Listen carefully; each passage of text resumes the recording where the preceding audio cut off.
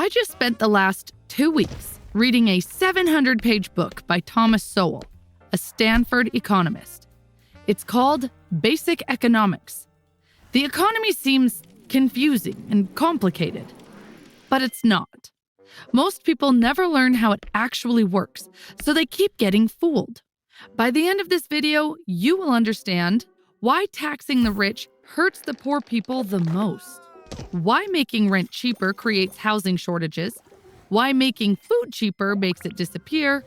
I know it all sounds backwards, but once you see the proof, you can't unsee it.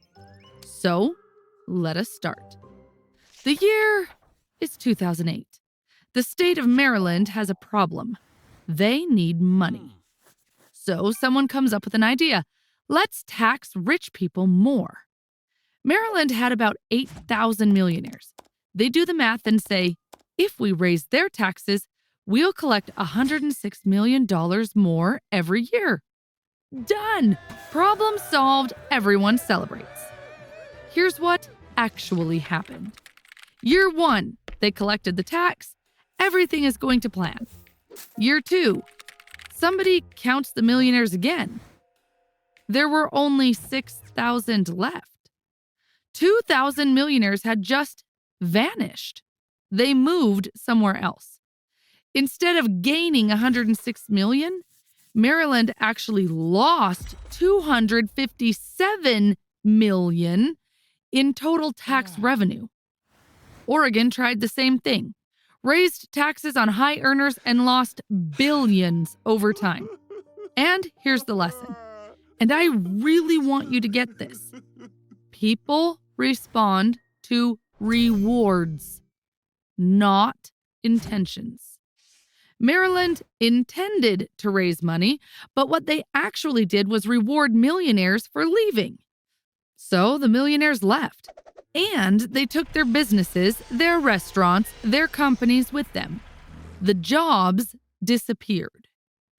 Now, you can wish that people would just sit there and accept higher taxes, but intentions don't matter.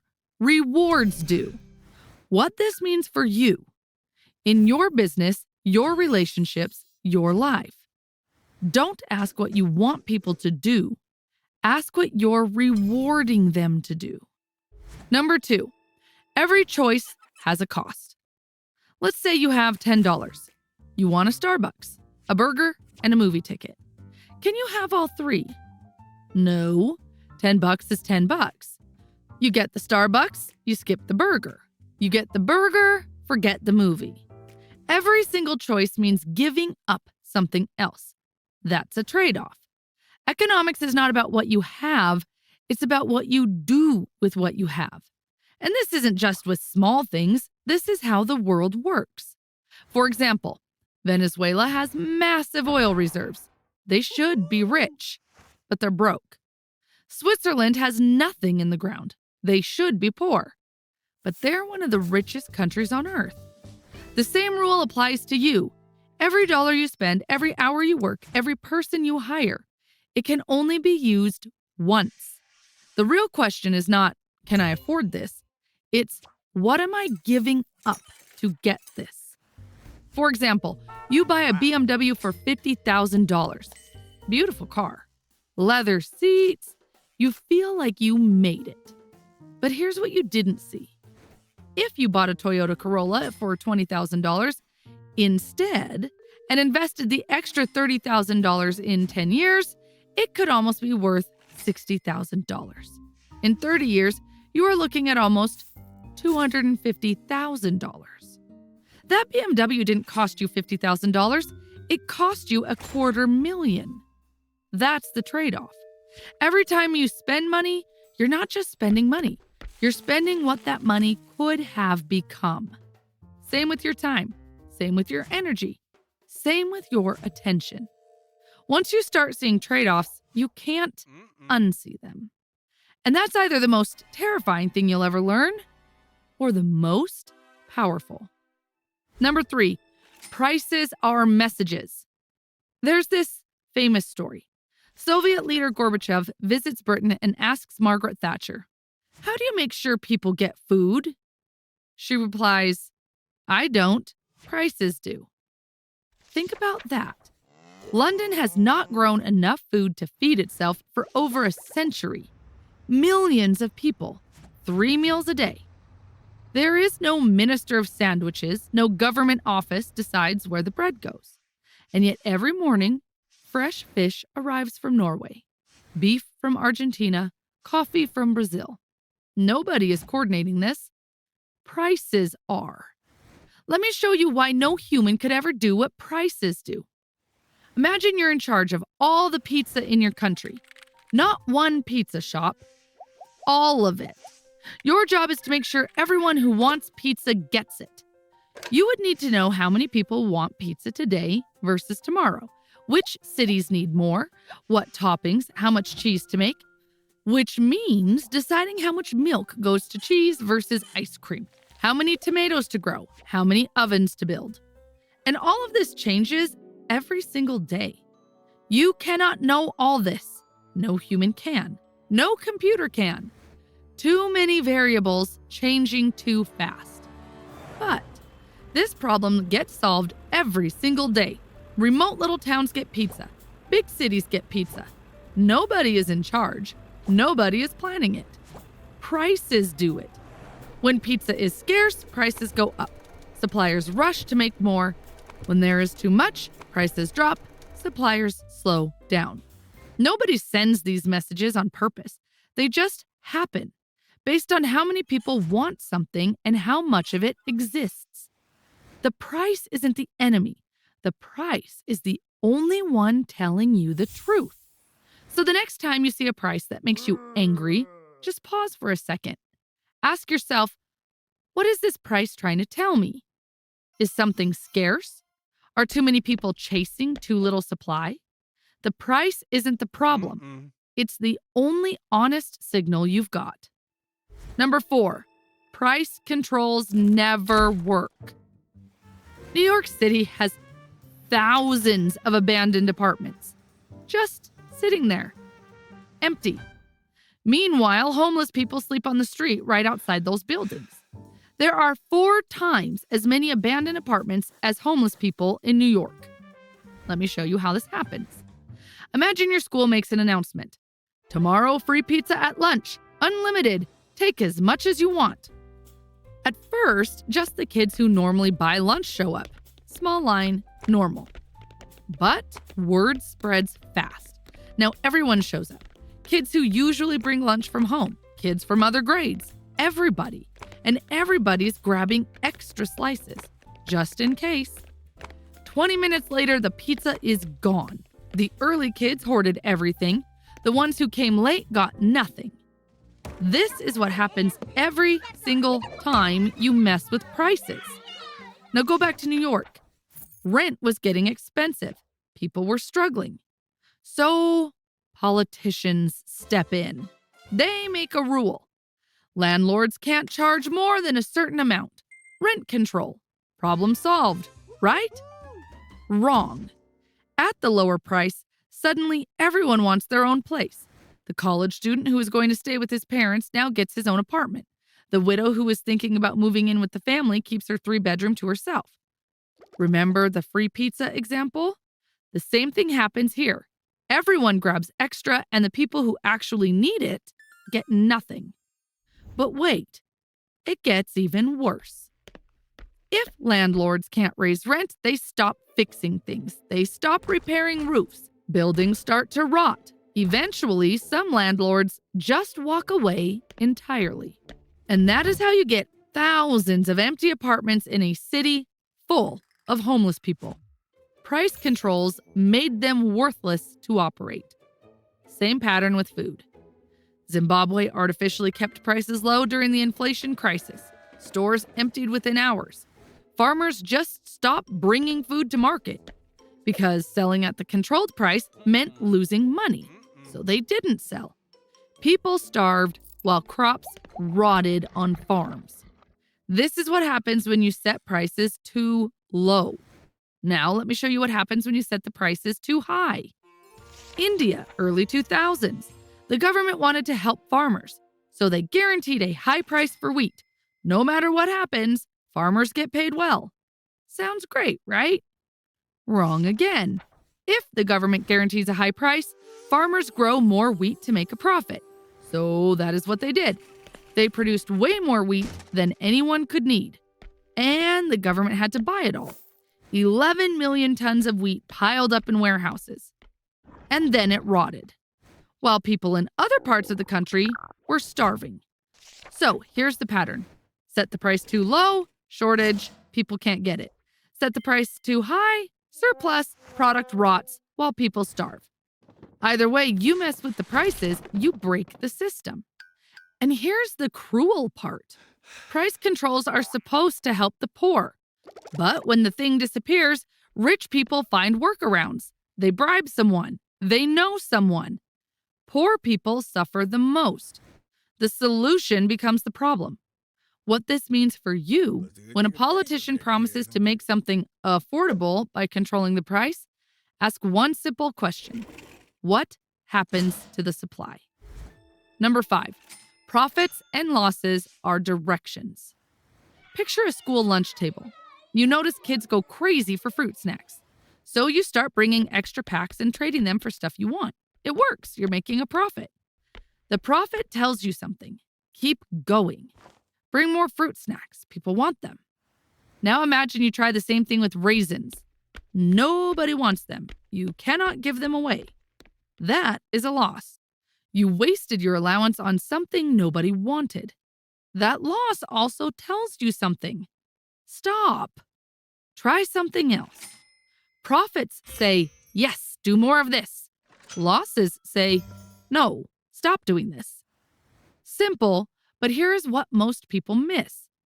Losses are just as valuable as profits, maybe more. When a company keeps losing money and shuts down, it sounds sad, but it's good for everyone else. That company was using engineers, steel, electricity, trucks, all to make something people didn't want. When it dies, those engineers go work somewhere useful. That steel gets melted into something people actually need. But here is where governments break the system. They say, this company is too big to fail. We will give them money to keep going. Now the signal is broken. The company was supposed to stop. Instead, it keeps wasting resources on stuff nobody wants, funded by your taxes. It's like paying the raisin kid to keep bringing raisins forever, and everyone else just has to deal with it. Profits are not the enemy. Losses are not the enemy. They are the honest feedback the economy has. What this means for you. Look at your life right now. The things making you money, making you happy, moving you forward.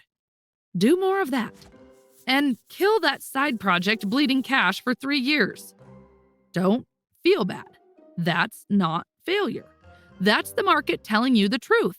The moment you kill it, you get your time and energy back. Now you can put all of that into something that actually works. Number 6, your wage is a price too. Why do some jobs pay more than others? Construction workers lift heavy stuff in the sun all day. They don't make that much. Nurses keep people alive. They're not millionaires. So what's the real answer? You get paid based on how much value you create. That's it. Let me show you. You have a lemonade stand. You hire your friend Maria to help. How much can you pay her? Well, it depends on how much extra lemonade she helps you sell. Maria's fast. She's friendly. With her there, you sell 10 more cups at $1 each.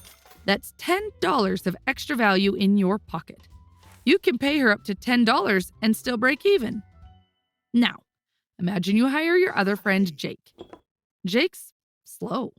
He's on his phone, spills the lemonade. With him there, you only sell 2 extra cups. That's $2 of value. Pay him more than that, and you're losing money every hour he's standing there. This isn't mean, it's math. Now, here's where people get fooled. Someone says, workers deserve a living wage. Raise the minimum to $15. Sounds nice, But what if a worker only creates $10 of value per hour? You're now forced to pay $15 for $10 worth of work. You lose $5 every single hour. No business survives that. So what does the business owner do?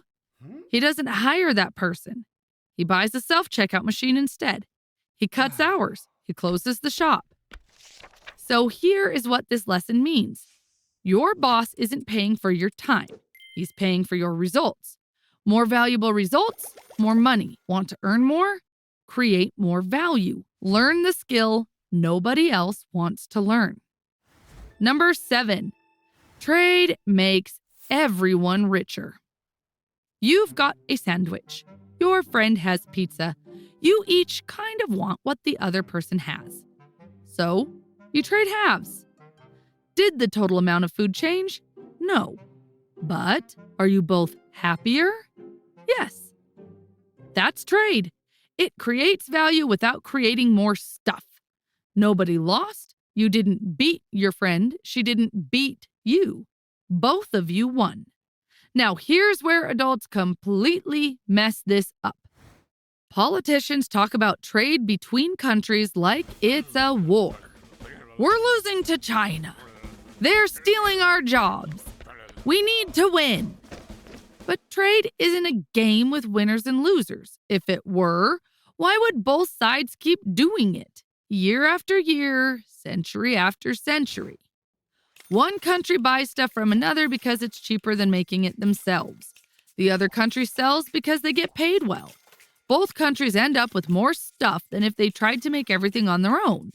Both win. Now, here's the part that blows people's minds. Even if one country is better at making everything, trade still helps both countries. Think about it this way. Imagine you're a lawyer who charges $300 an hour. You're also pretty good at cleaning. Should you clean your own office? No. Hire a cleaner for $20 an hour. Use that hour to do legal work instead. You make $300, pay $20, and you're way ahead. Countries work the exact same way. One country might make both cars and shirts better than another country. But if their advantage in cars is huge and their advantage in shirts is small, it makes sense to focus on cars and trade for shirts. Both countries end up with more cars and more shirts than if they each tried to make everything alone. That's why economists across every political view have supported free trade for 200 years. Trade isn't war, it's cooperation. Both sides win. Now, what this means for you. Think about last week. How many hours did you spend on stuff you're bad at and hate doing? Emails, spreadsheets, admin work. Imagine you paid someone $50 to do all that, and you spent those hours on the thing only you can do. That's the trade. This whole video comes down to one thing: trade-offs. Every hour spent on your weakness is an hour stolen from your strength. You don't win by fixing what's broken. You win by doubling down on what's working. That's economics. That's life. I want to end it by saying this. Understanding economics won't make you rich, but it will make you impossible to fool. You just traded less than 20 minutes of your life to watch this video. I hope it was worth it. If you want more book summaries like this one, check out the playlist on your screen. Thanks for watching.